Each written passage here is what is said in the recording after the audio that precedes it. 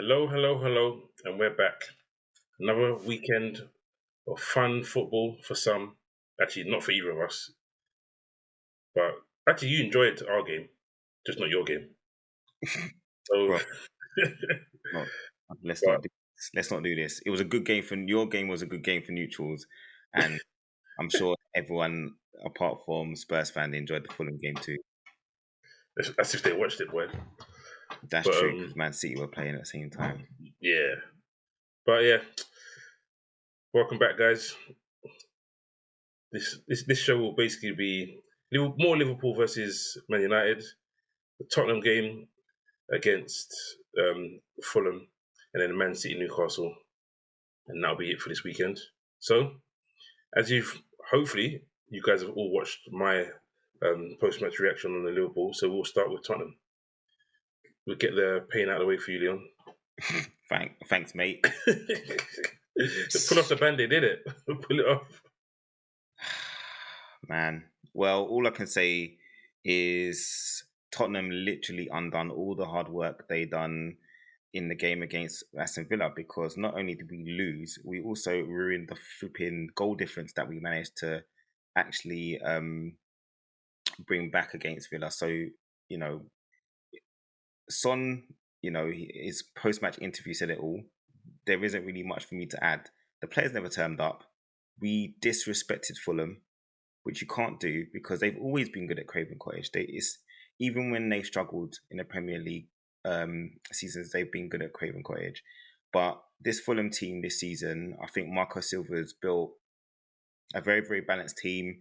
They play good football and they normally have a game plan, especially when they play at home. They are strong, but they always seem to play to their strengths, but also try to find ways to expose the opposition's tactics. And I feel like Tottenham playing the way that we do, playing the way that Ange wants us to play, feeds into that and leaves us exposed, especially if the players themselves, which I put most of the blame on, don't do their jobs. And for large periods of the game, I felt like Fulham went direct in specific areas, especially in the fullbacks positions where obviously they've gone to push forward or gone into their inverted roles and they've left a lot of space. And all you could see is Iwobi and Willian and Pereira just in acres of space, able to conjure up attacks after attack after attack. And, they knew that they weren't going to have a lot of possession, but they relied on the fact that, they could stifle our attacks. And for large parts of the game, we didn't move the ball well, and when we did create, final passes or finishes were poor. There was chances for Johnson, Son, and Werner. Werner missing an open goal. To be honest, the game was done by then anyway. But you just felt like Tottenham never turned up. They didn't really treat Fulham with the respect they deserved and got punished handedly because the three goals was fully deserved and it could have been four and probably should have been four, but it was disallowed. So for me, it was a really, really bad day at the office. I think there's Andrew's come up for a little bit of stick because he was saying about top four. He doesn't care about top four. He wants us to win things. Da, da, da, da.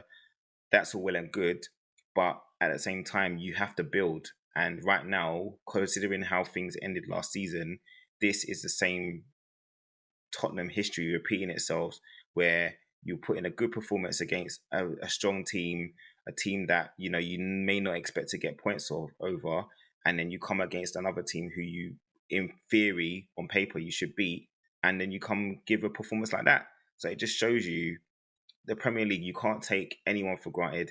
You can't go into any game complacent. You have to work. You have to work yourself off. And if the other team wants it more, the chances are they're more likely to win the game. And it just showed how much more Fulham wanted it, and Tottenham they just I don't know what they expected, but they got their deserved beating for me. So.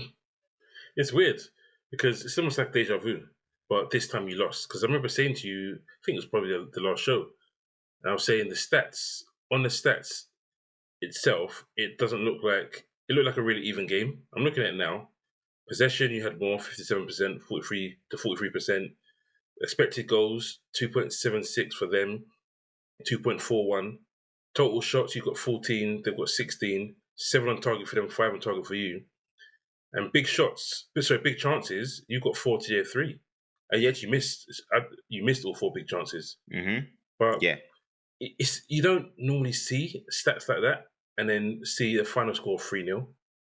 Bro, but it just shows you, right? Stats can tell you something, but if you watch the game, like the eye test, it doesn't fail you unless you're looking at rose tints.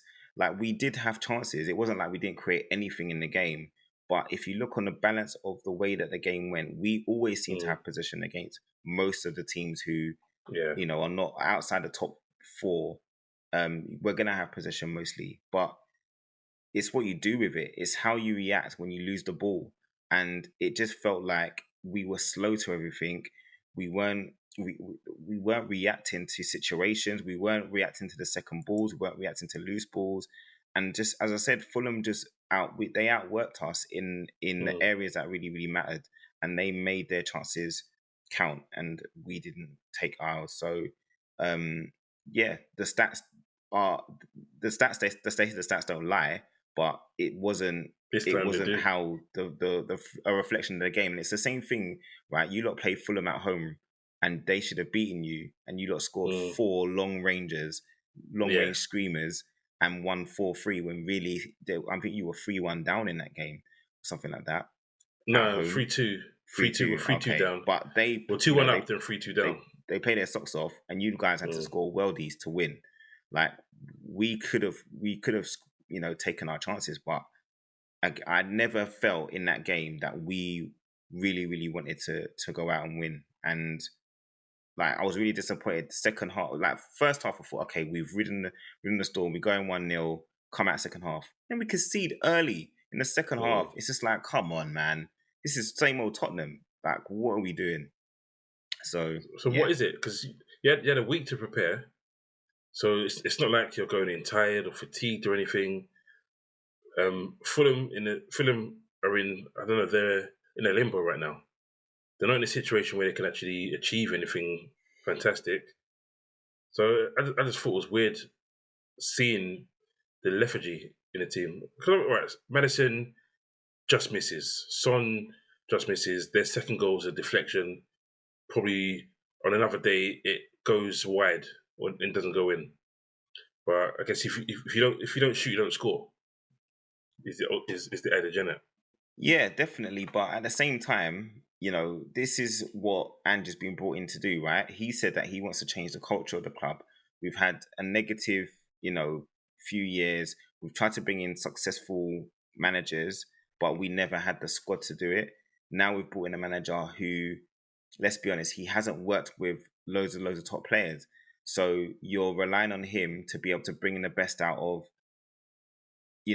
up and coming players. Because let's be honest, we, apart from Son, like, who is actually, and maybe Romero, like, you can argue world class, like, in their position, right? Mm-hmm. For me, those are the only 2 in our squad, and you're relying on him being able to get the best out of young up and coming players and turning them into something kind of like what Pochettino did. But this time we need to get over the line, and the only way we're going to do that, we need to be able to complement those young up and coming players with experience. And that's where it's going to be interesting to see what happens in the summer, because Andy's saying we need time to deal with the transition and to bring players in, which shows to me that he knows that the squad still isn't good enough to challenge. But at the same time, you want to see that progress. You want to see the mindset change. And it's games like this where you need to have a response or continue on from a good performance and make sure you're consistent until the end of the season. And we haven't done that. So, but would you say, obviously, it's not what you want, but right now you're 11 points off top of the table. Would you have thought, when we did the beginning of the season and we said, where do you finish? Let's be fair. James, you already know the answer to this question. You already know, because I said no, but this. But you wouldn't have thought you'd be 11 points off the top at this point in the season. You thought you'd be a lot further back. 100%. But at the same time, like, you have to work with the scenario that you're in. We've done well because we've shown that we can mix it with the big boys. We've shown that we can play good football and be progressive. But you also have to learn from your mistakes. This is not the first time that we've been exposed in those areas, and it's also not the first time that we've been caught out from complacency. And it happens to all teams, but the best teams don't have that many games. And even if there's a game where things are not quite right, like they know how to win, they know how to battle it out and tough it out, and we don't have that. And that's the bit that I think that's the bit that we need to see. So I'm not gonna. But obviously, I don't expect you to have that yet, personally. No, but not at this stage of your. But it's his also time. a mental thing, right? Like wanting to work off the ball is mental. It's discipline. It's willing to do the things that you don't necessarily want to do. No one wants to run around and like everyone wants to play the nice football. But we had 57% possession. There's enough possession there that if we lose the ball, work hard and go and get the ball back. If you lose it, there's times where people giving it away, strolling back. Like it's annoying to see because we're not there, and we have to take advantage of the fact that Chelsea are doing bad, Man United are doing bad, or not doing as well as they should be in the context of how big a club they are. Like next season, everybody's gonna feel like we have a shot to break into there. So we have to take the chances that we have to break in now and not be thinking, like, yeah, if we miss out on top 4, fair enough, blah, blah, blah, blah. That's cool. But it's going to, having the ability to get into the Champions League, it adds money because there's going to be more games next season. And 2, you're going to be able to bring in better players. But it's still in your hands. It's still in your hands because you're 3 points off 4th. You've still got a game in hand. And your goal difference is 1. There was 1 less, 17 to 18. But the game in hand is away to Chelsea. Yeah, so we have to. It depends when it is. It depends when it is. If in all honesty, I know Chelsea are big rivals for Tottenham. It's not even that. They are a bogey team, man. Bogey team. Doesn't matter how bad Chelsea are doing, they always cause us problems, and that's the thing, man. Depending whether you've got your boy Van der Ven. Well, last thing we'll say on it, because obviously we'll move on. Long. How was Dragusin on his first start? I felt that his positioning for the first goal and his reaction to the second goal, it wasn't just him, but I felt, especially the first goal, his positioning wasn't great. But it's not easy to replace someone like Van der Ven, who's come in and just been amazing from the get-go. Like, he's not really put a foot wrong, Van der Ven. And, you know, it's a new partnership. You know, you got to give him a blight, but the other players have got to help out. Like, I didn't feel like Sarr and Basuma did their jobs as DMs at all during the game. And especially tracking runners inside the channels or in between that space between the fullbacks and the central defenders. Fulham were constantly attacking those spaces, and we just didn't track runners. So I felt it was an okay performance, but we lost 3-0. And your defender can't really give anyone a real. You can't say that he looked really good, but he was good on the ball. And you know, I don't feel like this game was a true reflection of how good or bad a defender he is. I think it's just the first game, and the whole team really let themselves down. So can't really give him a fair judgment, if I'm being honest. Well, we'll move on to the Liverpool, or Man United vs Liverpool, as it was at Old Trafford. I said a lot in my podcast, in my post-match reaction, and I still stand by it. We weren't good enough. I mean, we handed the game to them, and they felt that we weren't taking them seriously enough. I don't think I said it at the time, but I look at it and it's like they saw it as a derby, and as this is our season on the line here, and we saw it just as another game for so long in the game, and that another chance was going to come. And you sat there with me, and you were positive on us, on our outlook, and I was just telling you through the whole game, this is not good enough. It's not good. We're going to concede. It's not good enough. And I could just feel it throughout the whole game. And that's because you know your team, right? And I bet you, if we were in the same position, you'd be saying, you guys are winning, you guys are leading. Like, both of your first 2 goals were deflections. and no, it wasn't. No, It was a, the second and third goal. Sorry, was Salah's deflections. goal wasn't. But it. You're right. You guys basically didn't treat the game with the respect it needed to go and win. You're going to Old Trafford, and the game was almost like the first 15, 20 minutes. Man United, started really, really well. They were first to the ball. Then they kind of retreated, obviously. We After they pushed got them their back. first goal, they retreated. Say that again? We pushed them back. They retreated, and you also forced them back. End of the day, they put pressure on you for those first 15, 20 minutes, right? And there's only so much you can do. Man United are not the Man United of old, where they can press you for a prolonged, sustained period. They can't do that now. So they got their goal, they retreated, and you guys took control of the game, right? And at that point when you took the control of the game, you kept saying decision making. Everything was so labored. Like the passes weren't quick, the decisions weren't quick. Like there was times where players could have played a one or two touch passes, and they were taking 3 and 4 and allowing players to get back into position. Yep. And it just felt like, as I said, Liverpool were very lethargic, like the Europa League hangover. That's where the argument is, because we were 5-1 up in the first leg, or 4-1. I think it was, I can't remember now. But Klopp went super strong, pretty much. He went really strong, and a lot of fans were like, "Why?" But you know why he went really strong? He said it's cohesion. what's the word? Yeah, cohesion and rhythm. That's used. It says he wants to keep the players in rhythm, but in the end, it seemed like we were a bit drained. Yes, I'm not going to make excuses, because Nunes came off at halftime, Gomez came off at halftime. Other guys didn't play 90 minutes on Thursday, so I think extra time would have been the time when I felt, maybe that the extra time would have. But the game should have been. We should have killed the game. You went in a lead again in extra time. Yeah. So it would have been. Like I said, what did I say? How many goals did I say we needed at least? I said it to you in the first half. Yeah, you said you needed 3 goals, but you ended up needing more than that. Exactly, and I said at least 3 goals, man. Like, listen, I said it in my podcast, and I don't think you fully agree. We should have been playing against 10 men, in my opinion. I'm not going to say we lost the game because of the referee, but it's another big incident in the game that has gone unspoken about, because Fernandes, when he went in with that challenge against Szoboszlai, edge of the box, it's a yellow card. And I think the referee bottled it, personally.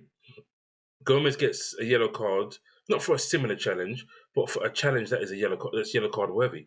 And I think the referee saw it as, do I really want to spoil it? I don't like the fact that referees look at it that way. Do I really want to spoil a game by sending this player off when I could get away with just giving a free kick? That's what he said. That's what I think he did. He just said, you know what? No one's going to say much if I just give a free kick here. Let's play on. But it was a yellow card. And that changed the whole dynamics of the game, because we're 2-1 up, they're down to 10 men, and they've got players who aren't fully fit. Again, I will reiterate, we were not good enough. We cost ourselves that game. The referee didn't cost us the game, but that was a poor decision within the game. I don't feel like I understand. I agree that I think it's a yellow card offence, but I also don't feel like it was such an egregious error by the referee. Like, he's seen it, he's given it as a foul, and it wasn't the best challenge. And yes, you're right. I think if it was his first yellow, then I put. So if he hadn't been yellowed already, for a challenge like that, yeah. McAllister got a red. McAllister got a red against Bournemouth for a challenge. Yeah, but it got rescinded. Yeah, but he got a red. But my point is, he got a red. At the time, it's not got like he got a yellow. Because it was a yellow card challenge. Yeah, because it was a yellow card challenge. But not every tackle is exactly the same. And it's true. And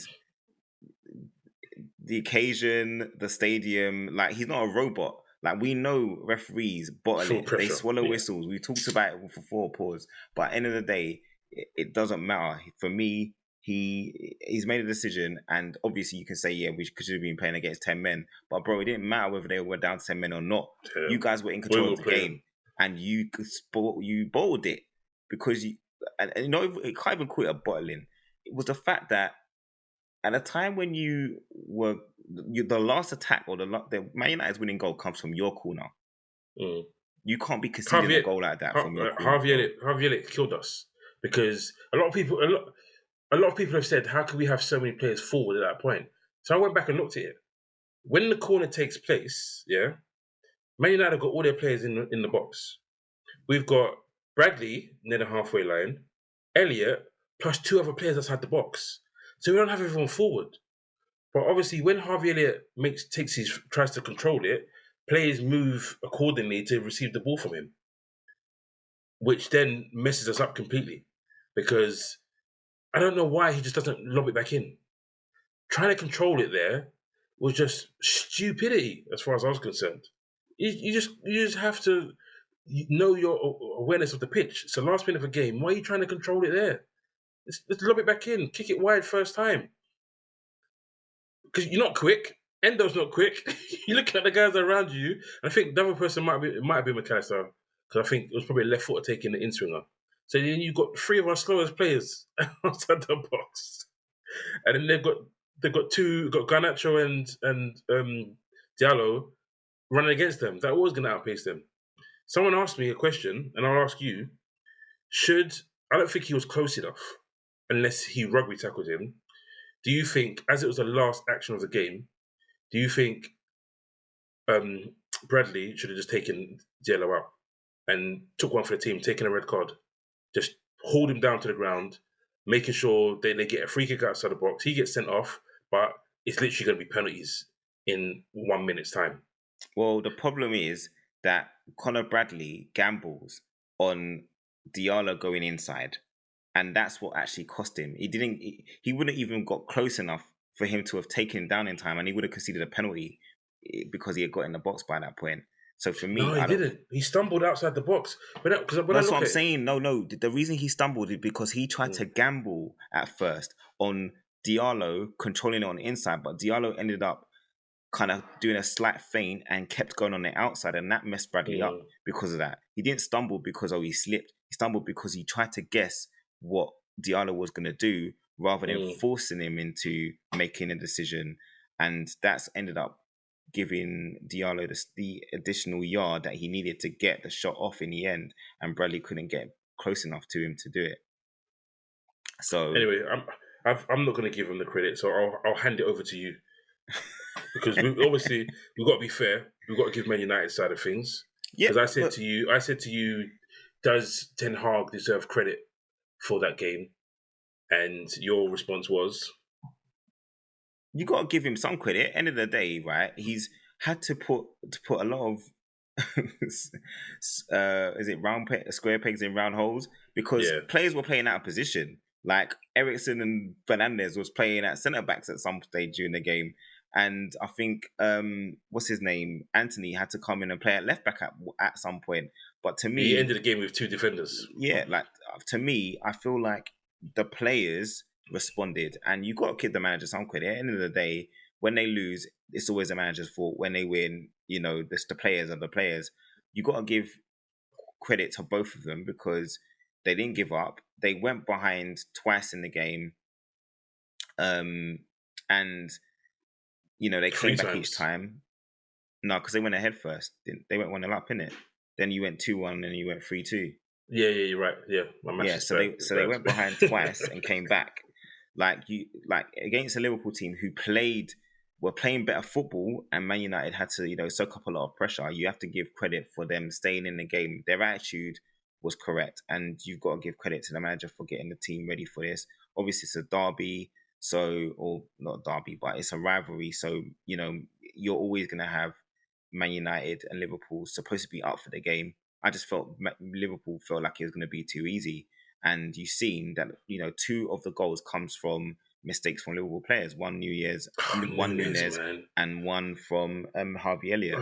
And to me, United have taken their chances, and players who have been criticised a lot over the course of the season. Rashford scored, Anthony scored, and players have put in a performance which in other matches you've seen that they've kind of just thrown in the towel in. So You gotta give some credit, man. It was a great game to watch from a neutral perspective, and I could not enjoy it. You saw me. I was pacing around I was pacing around my living room. Bro, I would have been the same. So I understand it. I know what it's like, but you gotta give Man United credit. They won the game fair and square, and Liverpool will only have themselves to blame. Let's be honest. Yeah, we do. There's Klopp, because some people have blamed Klopp. Right, what's your opinion? Salah should have been taken off. My argument is Salah played 90 minutes, rightly or wrongly. He had no choice because he was supposed to be the last sub on Thursday, and a player got injured, so he ended up playing 90 minutes on Thursday. Some people are saying he should have stayed on and played the 90 minutes. I'm saying he just come off an injury.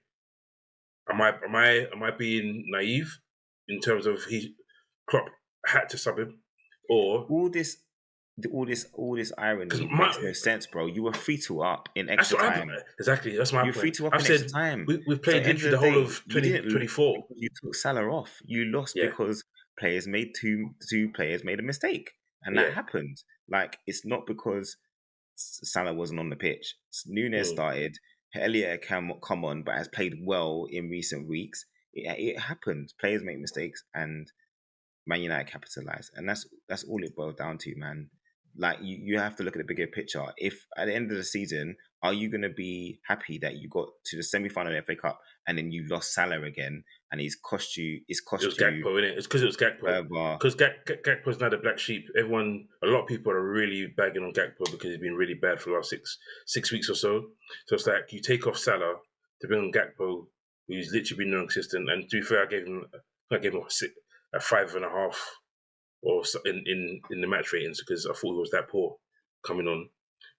But I think I said we've played literally the whole of 2024 without Salah and lost one game to Arsenal. Mm-hmm. So as you said, we've taken the lead twice. So I wanted the outsider's opinion because I'm with you in regards taking him off was not the reason why we lost that game. It's easy to do a post-mortem and it's the same thing. I'm looking at the same thing with Tottenham. You do a post-mortem, you're like, oh, there's so many different things that could have been done. But the bottom line is the players out there on the pitch have to go out there and do their job and not give the ball away.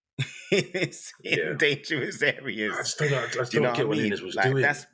That's all it was. 2 goals were from players giving the ball away in positions where you just can't afford to do it. And obviously, Man United's one was on the edge of the box, but knowing how many players Liverpool had back, you can't do it there. You just can't. Yeah. Launch it into the stands if you need to, man. Just don't just take it to penalties at that point. Yeah. Everyone knows at that point in the game, don't lose it. Don't lose it. Whatever you do, don't lose the game. And to be honest with you, I don't even think, I know you're saying about there was enough coverage, but to me, there was before your aerial threat, the Van Dijk's got to go up, right? You could have left a couple more back still. But I understand when the opposite team literally has everyone in their box. Yeah, we don't need to have that many. We're cool. But we have two, or I think it was even 3. Like I said, 3 at the edge of the box and 1 by the halfway line. So it looks like it's covered. But it's fair play to Garnacho because there was a point where I was thinking, is he actually going to pass his ball? Because he did delay it a little bit, but he ended up playing at the right time. And you have to, as I said, credit where credit's due, man. Diallo's taking it, and unfortunately for him, his excitement's got in a second yellow card for taking the shot off. I think he misses the semi-final now. He does. If he was going to play, I don't know. He's only played 89 minutes the whole season. He wouldn't have started. So, but it's going to be a hard one. I think if we had a game next week or a game midweek, we'd better get over it. But we've got international break now, so I've got a stew on that until we play Brighton in 2 weeks' time. I think Klopp needs to tell a couple international teams that you got a few injury problems, boy. Because I'm not letting anyone go. Nunes has pulled out already because of a tight hamstring. Unfortunately, Diaz, who has had a groin complaint, has gone to Colombia. I say unfortunately, obviously he wants to represent his country, but for us, unfortunately, and I'm not sure about Gakpo. But Gakpo, realistically, if those guys are fit, Gakpo needs minutes right now. He needs to play. He needs to get out of the front. So he needs to play for his country. And Salah's been rested, so hopefully, and big one for us, Konate is gone with France. he was training. I think he trained on the Friday, but he wasn't deemed fit enough to start the game or to play the game. It's a big miss for us on that game. But we've talked about this long enough, and I've done my own. We'll quickly brush on the Man City game. I didn't really see much of it, and obviously you didn't because you were watching your game. But Yeah, I saw the we highlights. did. Yeah, we did. They did what we thought they were going to do, and it was pretty much one way. Beating Newcastle 2-0. Newcastle really and truly in 2024 have been awful, absolutely awful. And 72% possession to 28, 16 shots to 2 throughout the game, and they had one shot on target to Man City's 5. It was just, I think even pass accuracy, they had 72 passes, accurate passes to their 237. It was just literally a walkover. And Newcastle have been really, really poor away from home this season. So I wasn't surprised that it was pretty much a stroll for Man City. You know, Newcastle's rise last season was largely due to the fact that they played a really, really high tempo pressing game. Like, it was relentless pressing, relentless, high energy. When you have to play European matches, you can't do that. For a long period, for a long time during the season, and you've seen now, the injuries they've had. We've talked about it with Liverpool. We've talked about it with Tottenham. When you're playing that high intensity game, you've got to be able to deal with, how you manage your body. And to me, Man City have got the right balance, because Guardiola focuses on maintaining possession of the ball and trying to win it back in quick periods. And it's not often that you see them without the ball for large periods. And it was credit to Liverpool managed to do it last week, and I think Villa managed to do it to them at Villa Park. But it's very rare that you see them do that, and I think Newcastle were just burnt out. So it'll be interesting to see if Eddie Howe manages to keep stay there beyond. There's talk of Nagelsmann come this summer, so it won't surprise me. But the thing is, they can't spend all that oil money, man. That's the problem. No, they can't. They needed to get Champions League again to be able to do that.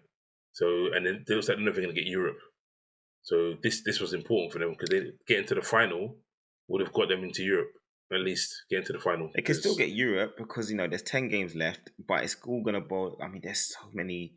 Like, I don't think anyone has got a straight, nice, easy run in till the end of the season. Everyone's got tough games, so it's gonna be interesting to see how. Where are they? They are 10th on 40 points.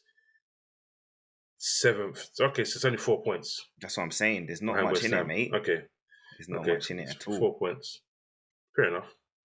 And that might be even more, because if the Champions League is 5, then it might be a case where it goes down to 8. I think 2 Europa League and then what do you call it? So it might be 8 teams. But I'll double check that. Actually, I'm not sure, because it depends on who wins the FA Cup. No, I mean if the Premier League, if the Champions League gets 5 teams, FA Cup.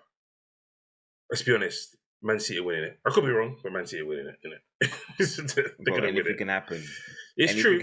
But I wouldn't bet against him, realistically. Yeah. Okay. Well, that's enough for this week. We've babbled on a long time about Liverpool, Man United, and I said it's going to be one.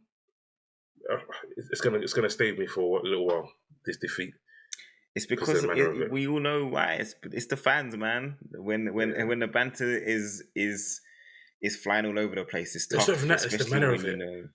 I think if we had lost straight up, if they'd beaten us, but the fact that we could see the 2 goals in 3 minutes to lose that game, I think that's what makes it hurt a bit more. If we lost the game on penalties, I'd be upset. We lost on penalties, but to lose it how we lost it just makes it even worse. But anyway, let's not go back into that. Thank you guys for watching. Don't forget to subscribe. Don't forget to like, share, and catch us on Instagram and on Spotify as well. Take it easy. Peace. Catch you later.